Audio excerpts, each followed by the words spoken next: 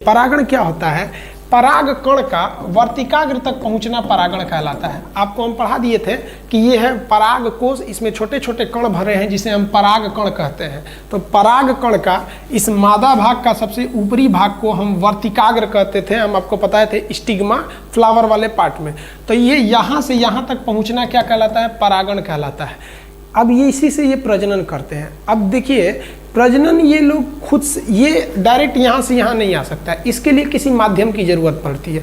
या हवा के द्वारा हो सकता है, या कीड़े मकोड़े द्वारा हो सकता है, मधुमक्खी द्वारा हो सकता है, भौरों द्वारा हो सकता है। तो जो दूसरे के माध्यम से, देखिए ध्यान से, ये मधुमक्खी है। इस मधुमक्खी के पैरों पे देखिएगा तो छोटे छोटे बाल होते हैं, इसके शरीर पे बहुत सारे बाल होते हैं।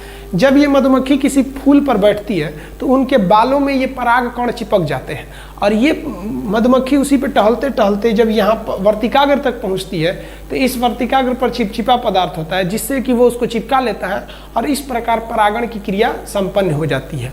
तो जितने भी फूल होते हैं उनमें ज़्यादातर में परागण की जो क्रिया होती है वो भौरों द्वारा ही होती है। लेकिन ऐसा नहीं है कि केवल भौरे ही परागण करते हैं, परागण के और भी बहुत सारे रास्ते होते हैं। मतलब बस इतना समझिए, परागण क्या होता है कि पराग को कण को वर्तिकाग्र तक लाना परागण कहलाता है। ये कई चीज़ों के द्वारा हो सकता है। देखिए कौन कौन सी चीज़ों द्वारा हो सकता है। देखिए एंटोमोनोफिली किसे कहते हैं? अगर कीट द्वारा, कीट जैसे भौरा हो गया, मधुमक्खी हो गई, ये सब चीज़ों द्वारा अगर होता है तो उसे क्या कहते हैं? एंटोमोनोफिली, कीट द्वारा। सबसे ज़्यादा अगर परागण सबसे अच्छा परागण माना जाता है इसी को। ऑर्निथोफिली क्या होता है? जब पक्षी द्वारा परागण होता है, यानी पराग कोश को लेके आ गए किसके द्वारा?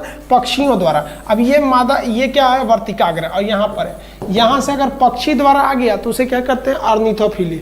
अब एक होता है एनिमोफिली, हवाओं द्वारा। अब एक बात बताइए, जहाँ पर गेहूं चावल बोया गया है, पूरे गांव के गांव में गेहूं बोया गया है, भौरा वगैरह परागण कर पाएंगे सब? एक बार इस गेहूं में बैठेगा, फिर उसमें बैठेगा, पता चला एक सीजन निकल गया परागण करने में। तो जो अनाज होते हैं, गेहूं, ज्वार, बाजरा, मक्का इत्यादि में जो परागण की क्रिया होती है वो हवाओं द्वारा होती है। हवाएं जब उसे लहराती हैं तो एक से दूसरे में वो टच करते हैं, जिससे कि क्या हो जाता है? परागण की क्रिया हो जाती है। तो ये एनिमोफिली। हाइड्रोफिली, जल द्वारा परागण, पानी के द्वारा भी परागण हो सकता है जलीय पौधों में। अब इसमें ज़्यादातर लड़के गलती मार देते हैं, कहेगा कमल के फूल में परागण कैसे होता है? मार दिया वो किसके द्वारा? जल द्वारा। गलत है। कमल के फूल में भौरा द्वारा परागण की क्रिया होती है। अब एक होता है जूफिली, बड़े बड़े जीव जंतुओं द्वारा जब परागण की क्रिया हो जाए तो उसे जूफिली भी कहते हैं। जैसे आप कभी बाग बगीचे में जाते होंगे तो किसी फूल लाइन से लगाया गया होता है, तो आप ऐसे हाथ से टच करते हुए आगे चले जाते हैं, बस आपके हाथ से इसमें का उसमें लग गया, जूफिली। जूफिली का सबसे बड़ा एग्जाम्पल होता है हाथी द्वारा परागण।